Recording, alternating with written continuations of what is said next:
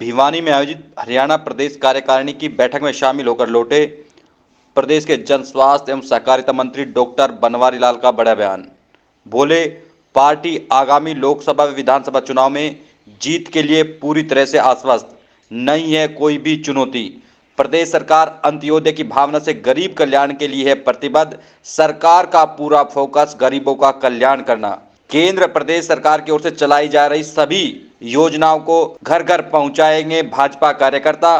Booth स्तर पर party को किया जाएगा मजबूत। वहीं कहा कि पार्टी के स्थापना दिवस पर घरों में फहराए जाएंगे भाजपा के झंडे। बता दें कि रविवार को जन स्वास्थ्य एवं सहकारिता मंत्री डॉक्टर बनवारी लाल बावल स्थित अपने आवास पर लोगों की समस्याएं सुन रहे थे। इसके अलावा डॉक्टर बनवारी लाल ने विपक्ष की ओर से चलाए जा रहे अनेक कार्यक्रम से लेकर प्रदेश के बजट पर भी अपनी प्रतिक्रिया दी। सर, भिवानी में प्रदेश कार्यकारिणी की बैठक हुई है। तमाम मसलों को 2024 चुनाव की बात कर लें, बजट की बात करें, तमाम चर्चा हुई है। तो क्या निकल कर आया है और क्या निर्देश दिए गए कार्यकर्ताओं को?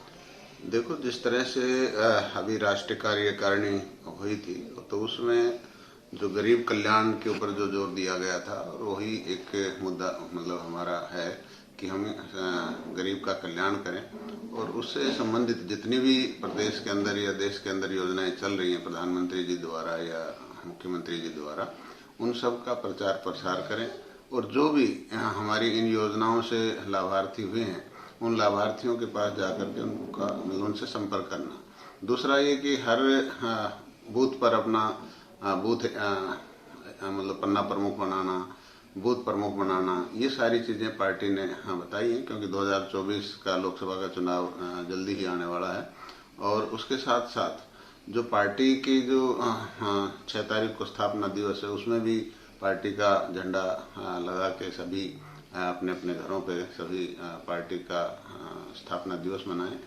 और जो और दूसरी जैसे समस्याएं जो हमारी जैसे बीपीएल के कटे हैं या और कुछ कटे हैं तो उन लोगों के पास जाकर के उनकी समस्या का समाधान करवाएं। सर, इस तरह की बैठकों में चैलेंज क्या है पार्टी के सामने? किन जो चुनौतियां उनको दूर करना है, उस तरह की कुछ बात हुई होगी। तो इस तरह क्या चुनौती मानती है पार्टी चुनाव आगामी चुनाव के लिए? सर देखो, अभी भारतीय जनता पार्टी के सामने ऐसी कोई चुनौती नहीं है, लेकिन फिर भी जो सरकार ने, चाहे केंद्र की सरकार ने, प्रदेश की सरकार ने जो भी जन कल्याण कार्य किए हैं पिछले 8 साल के अंदर, उन सब का फायदा लें और उनका जब भी फायदा मिलेगा जब हम जो लाभार्थी उनके पास जाकर के उनसे संपर्क करेंगे। डॉक्टर साहब, आप तो ड्रेस कोड लागू किया है तो किस तरह से देखते हैं, क्या फायदा होगा उसका? देखो, एक ड्रेस कोड तो डॉक्टर्स का, इनका स्टाफ नर्सेज का होना ही चाहिए क्योंकि एक डॉक्टर का एक पहचान होती है और उससे एक सेल्फ कॉन्फिडेंस भी आता है और जनता को भी इसका ये पता लगता है कि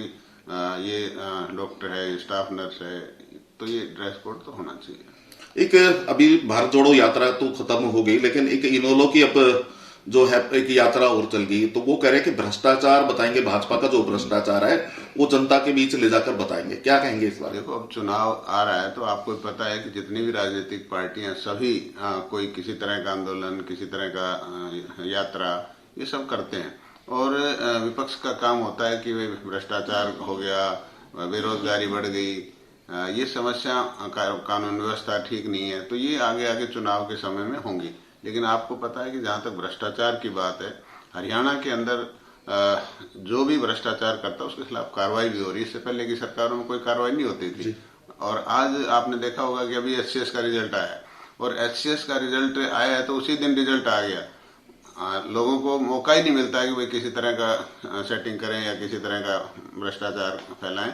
तो सरकार पारदर्शिता से काम कर रही है और इस तरह कोई भ्रष्टाचार का ऐसा मुद्दा नहीं है। भूपेंद्र सिंह हुड्डा जी कह रहे हैं कि किसानों की आय दुगुने की बात कर रहे थे, लेकिन आलू के जो दाम है वो 50 पैसे से 2.5 रुपए किलो तक कम मिल रहे हैं, भाव कम मिल रहा है उनको। तो जो भावांतर योजना है वो एक तरह से झुंझुना है और सरकार उसकी आय किसानों की आय दुगनी नहीं कर पाई।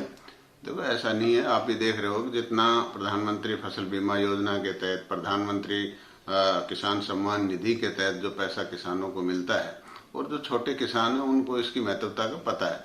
बड़े किसानों को हो सकता है इसका महत्व नहीं पता, लेकिन छोटे किसान के लिए ही योजनाएं बनाई जाती हैं और आज जो छोटा किसान उसके लिए 6000 साल में जो प्रधानमंत्री सम्मान निधि है और जो फसल बीमा के तहत जो मुआवजा मिलता है उससे किसान खुश है और छोटे किसानों को काफ़ी फायदा हो रहा है। और जहाँ तक भावांतर की बात कर रहे हैं तो सरकार भावांतर में जो भी बीज का डिफरेंस होता है वो सरकार किसानों को देती है। विकास कार्य अगर नहीं नजर आए तो वो बात अलग है, लेकिन आप देखते हो इंफ्रास्ट्रक्चर कितना बड़ा है। आज चारों तरफ आप हाईवेज हैं, स्टेट हाईवेज हैं, आपका बिजली का कोई समस्या नहीं है, हर गांव में 24 घंटे बिजली का प्रावधान किया है। पानी के लिए हर घर नल से जल का जो हमारा चला हुआ मिशन चला, जल जीवन मिशन के तहत हर घर नल से जल, इसमें हरियाणा नंबर 1 है, सबसे पहले इसको पूरा किया है। तो ऐसा नहीं लगता कि डेवलपमेंट नहीं हो। आप अपने इलाके में देख लो, आपको नहीं लगता कि डेवलपमेंट नहीं हुई जी,